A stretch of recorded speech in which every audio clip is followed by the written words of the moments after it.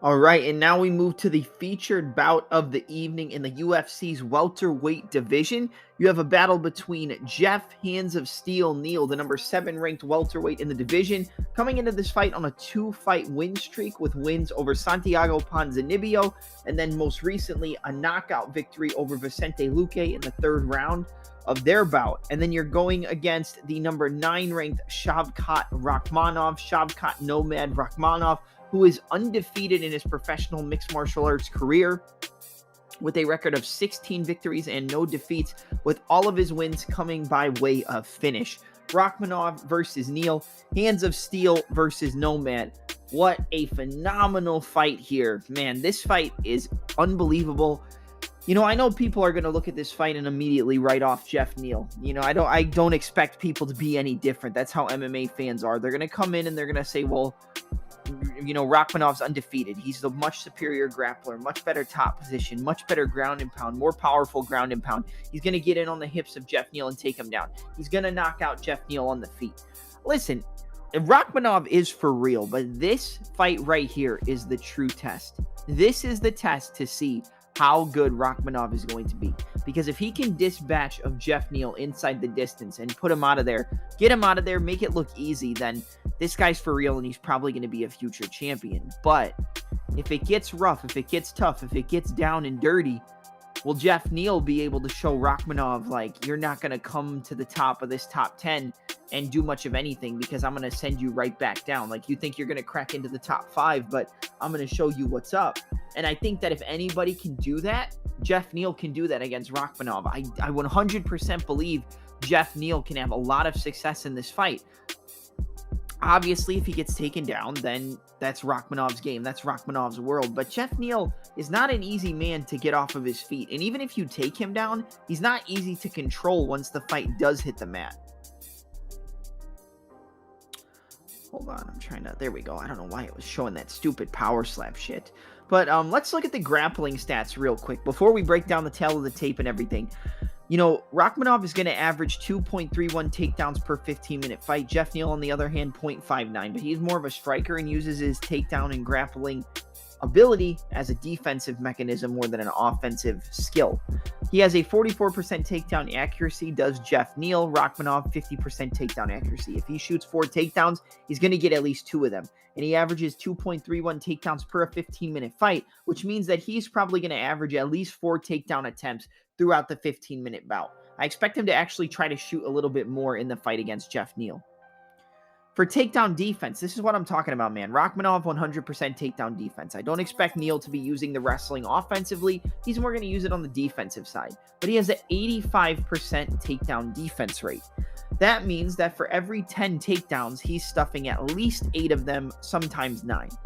Neal's not easy to get down, and even when he does get taken down, he's able to work his way back up to the feet. He's very good defensively. He's very aware. He trains out of Fortis MMA under Coach Saif Sayoud.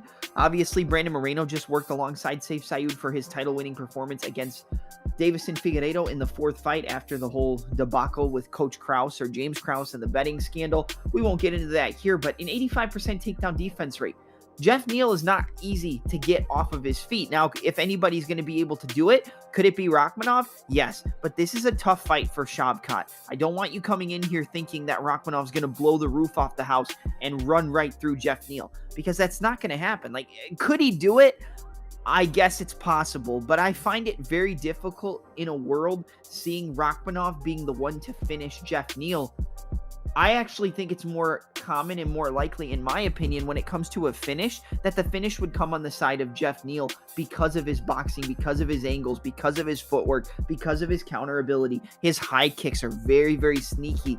Like, man, I'm telling you, like, I really think that this fight is a lot closer than people are calling it. And I mean, you look at the betting line, Rakhmonov's like a minus 500 favorite to a plus 390, plus 400 underdog for Geoff Neal. In what world is Rakhmonov a 5-1 favorite? Could he look like that? Sure, I definitely think it's possible, but man, these betting odds are off. I mean, the highest I would have Rakhmonov as a favorite would be minus 250. Anything over that is just, it's silly. It really is. It really is silly at this point. And I know it's kind of the similar thing with Khamzat Chimaev and, Bo Nickel and all these very highly touted dominant fighters. Obviously, Bo Nickel isn't in the same category as a Rakhmonov or a Chimaev, but you know what I'm trying to say with this. You look at the stats, 15-4 for Geoff Neal, 16-0 for Rakhmonov. And then you look at the height, it's going to be 5'11 for Geoff Neal, 6'1 for Rakhmonov. So a 2-inch height advantage for Rakhmonov and a 2-inch reach advantage. 75-inch reach for Geoff Neal, 77-inch reach for Rakhmonov. 41-inch leg reach for Geoff Neal, 42-inch leg reach for Rakhmonov. You look at the win percentages for both fighters, obviously all the wins coming by way of finish for Shavkat. He has a 50% win rate by KO TKO, a 50% win rate via submission. For Geoff Neal, 60% of the wins come by way of knockout or TKO, a 13% of his wins come by way of submission, and 27% of his wins come by way of decision. So a 73% finish rate for Geoff Hands of Steel Neal to a 100% finish rate for Nomad Shavkat Rakhmonov. 10 minutes and 14 seconds for the average fight time on the side of Neal to 6 minutes and 30 seconds on the side of Rakhmonov. 1.17 knockdowns per 15-minute fight. If Geoff Neal's in a 15-minute bout, he's knocking down his opponent at least one time. He gets at least one knockdown per a 15-minute fight. 0.58 knockdowns per 15-minute fight for Rakhmonov. Like, Geoff Neal is a dangerous fighter. He's a dangerous striker. This is going to be southpaw versus orthodox. The one thing I've noticed about Rakhmonov on the feet is he's very good with his lead hand. Rakhmonov is very good with the jab and then fading back and stepping off to the lead side to use that check hook. Now, against a southpaw in Geoff Neal, that's going to be a very important weapon. The jab into the check left hook to get the left foot on the outside of the lead foot of Geoff Neal is a big weapon that can set up the right kick to the body, that can set up the front teep kick to the body, that can set up the right high kick, that can set up the right hand, that could set up the defensive responsibility to slip out of the way of the counters. The battle of the lead foot dominance is huge in this fight, but I have never seen any fighter be more cognizant of the lead outside foot battle than Geoff Neal. Every time this guy is in the cage against an orthodox fighter, he is constantly looking to step that lead foot to the outside of the lead left foot of the opponent. He's always getting that outside foot. You'll hear the coach call it out in Saif Saud. He'll say, like, right side lead, or something like that. I mean, I'm not obviously calling the coaching exactly right, but right foot lead, right side circle, right side lean. Like, he's always circling to move that right foot to the outside of the lead left foot. And if he can constantly use that, the one weapon that Rakhmonov can use to combat that would be to step back, step outside on the angle to get the outside foot on his own, or use the jab, fake the jab, and come over the top with the check left hook. That's going to be a big weapon, and it's been a big weapon for Rakhmonov in the past as well. Big fan of the lead hand and circling off with the lead hand. He's very good at stepping backwards to gauge a little bit of distance, and then stepping off to the left or the right to use his lateral movement to circle you into his power and to use it as a defensive mechanism to circle away. He's good at lateral movement, but he's very good at stepping back before you move laterally. Stepping back before you move laterally when you're a long, tall, rangy fighter is very important, because sometimes you can move laterally without that step back and it'll crowd your punching and kicking combinations on the feet. So that step back to the circle is going to give you more weapons and more space and more range to use the weapons at their full capacity and full extension and range that they need to be used at. Man, Geoff Neal is I've always been a big fan of Geoff Neal, so I don't want you to think that this breakdown is going to be biased on this fight, but I've always been a big proponent of Geoff Neal. I think he's a future champion. I 100% do. He obviously had that little hiccup where he lost to Neil Magny via decision. Magny was able to get him in the clinch, push him up against the cage, out-wrestle him, out-grapple him. Neil wasn't really able to get anything going, but going into the fight with Stephen Wonderboy Thompson, and then obviously I believe it was also going into the fight against Neil Magny, he had the severe blood infection, which almost killed him. And, he came into that Stephen Wonderboy Thompson fight not 100%, not back to health.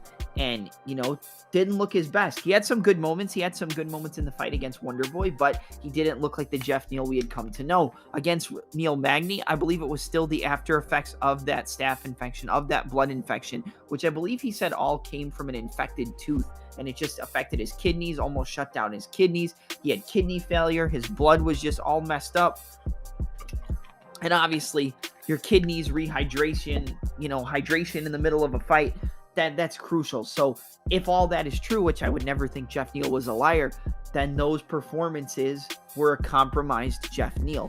No excuses, and I know he doesn't make excuses as well, but you see what he did against Santiago Ponzinibbio. You see how good he looked against Vicente Luque, knocking out Luque, which, yes, I know Luque's taken a lot of damage. I know he's been in wars, but he's never been finished. For Geoff Neal to not only finish Luque, but to drop him, I think 4 or 5 times in that contest and really not take any damage in terms of like really hard shots from Luque, it was an incredible performance. And Geoff Neal looked the best he's ever looked, 100%. Neal is also the last man to have a victory over Belal Muhammad since Muhammad's went on this long tenured win streak, knocking on the door of a welterweight title shot. The last man to defeat Belal Muhammad was Geoff Neal. Neal holds victories over the likes of Nico Price, Belal Muhammad, Santiago Ponzinibbio, Vicente Luque. He actually has a loss on the regional scene to Kevin Holland back in the day.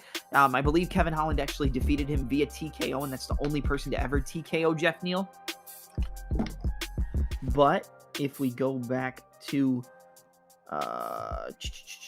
Sherdog real quick, 15-4 for Geoff Neal, 9 wins by KO TKO, 2 wins by submission, 4 wins by decision. But he's got the decision win over Santiago Ponzinibbio, the knockout in the 3rd round over Vicente Luque, the 2 losses to Neil Magny and Stephen Thompson, the TKO to over Mike Perry, the TKO over Nico Price, the unanimous decision over Belal Muhammad, the head kick knockout over Frank Camacho, the rear naked choke submission over Brian Camozzi. But he has some big wins, and the last time, or the only time he ever got finished via KO or TKO was to Kevin Holland, and that was back at XKO Extreme Knockout 34 in January of 2017. So Neal has not been finished since January of 2017. That's over 6 years since he's ever been finished. He only has lost inside the UFC via decision. But wins over the likes of Luque, Ponzinibbio, Mike Perry, Nico Price, and Belal Muhammad. I would say the 2 biggest wins would be over Belal Muhammad and Vicente Luque, but those are huge wins for Geoff Neal. And I really had a little bit of worry in me when it came to Neal's performance against Neil Magny, and I really thought that was going to be a spot where Neal was going to outshine him and finish him and just outclass him. And that's not what happened. He kept getting tied up in the clinch.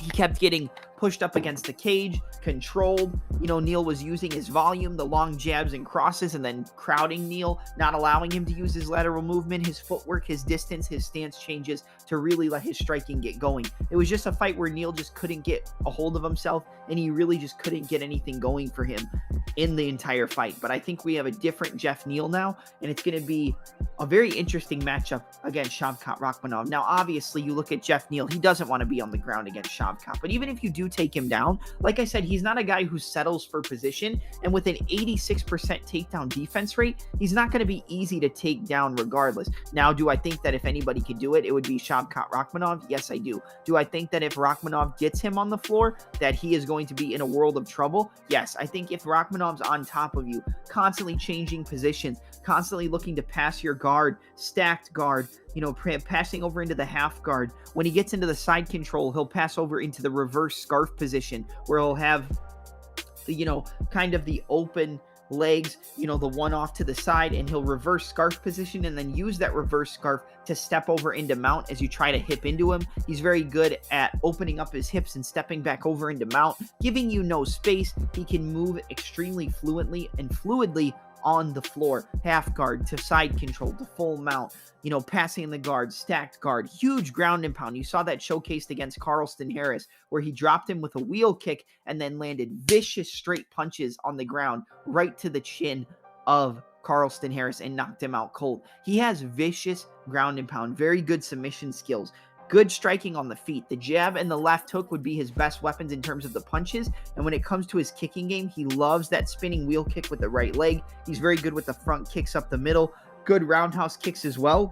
But I would say the jab, the check hook, the spinning wheel kick, and the front kicks to the body are the best weapons of Rakhmonov on the feet. But I don't think he's really going to play around with Geoff Neal in the striking realm too much. Neal is very aware of everything that his opponents throw at him. He's, like I said, one of the best fighters at getting the outside foot dominance, which sets up the straight left hand against the orthodox fighter in Rakhmonov. The right hook, he's very good at countering off of his back foot as well. Stepping back, straight left hand, right hook. He can double up, triple up his straight left hand with no windup. He just pops it out. His straight left is almost as effective as a fighter's jab in boxing. Just pop, pop, pop, no windup. Rolls underneath, steps off. He's also very good at using like a switch 45. It's called, where it's like a brief stance switch to square up the opponent's hips and then stepping back to the stance you want to be in. And it's going to line them up for your attacks down the middle. And you're obviously the straight lefts,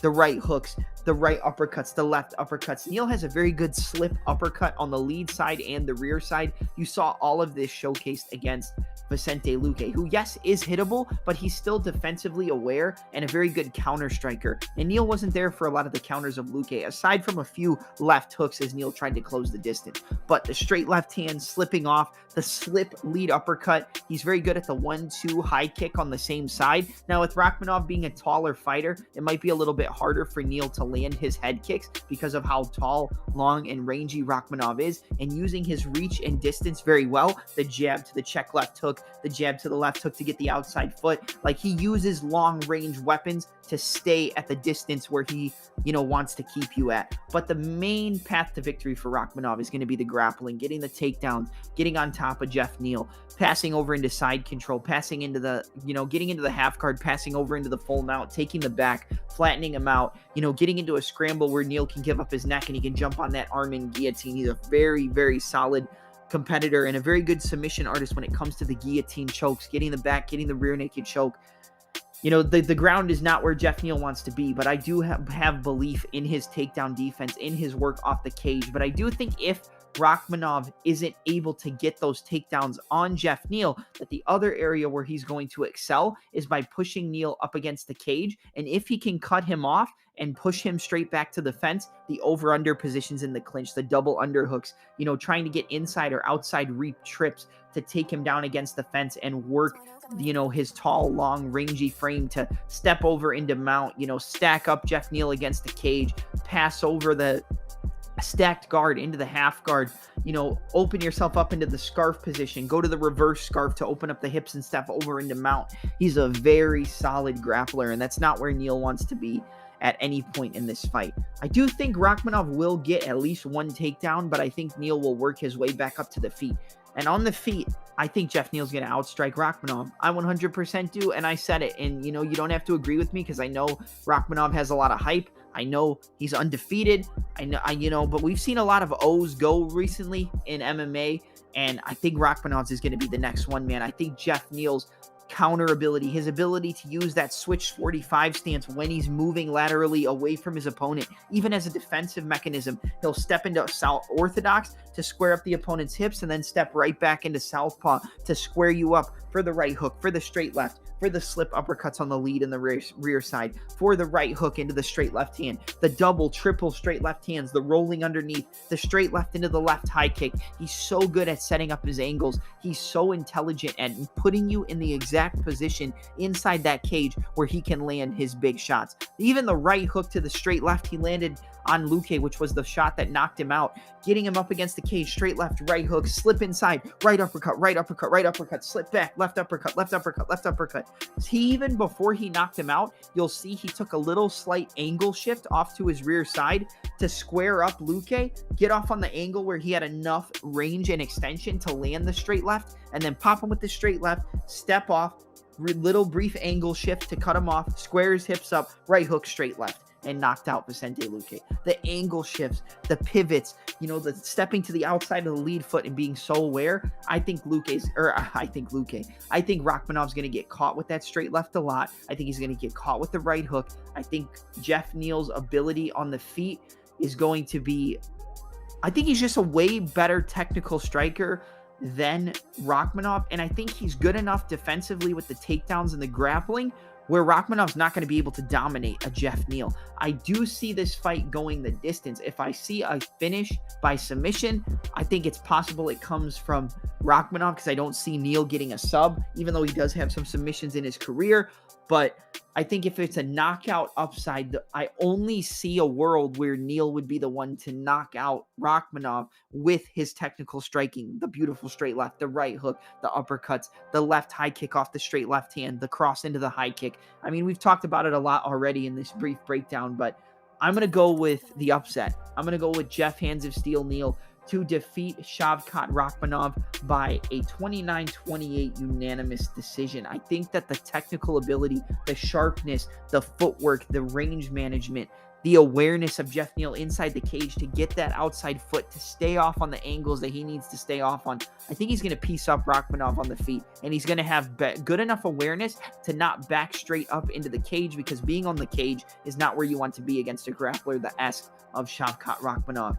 But this is the first time I picked against Rakhmonov on the podcast. I know I'm a Geoff Neal fan, but man, I think this fight is one where Geoff Neal can win, and I'm siding with the underdog for the upset. So my pick is Geoff Hands of Steel Neal to defeat the number, what's his ranking?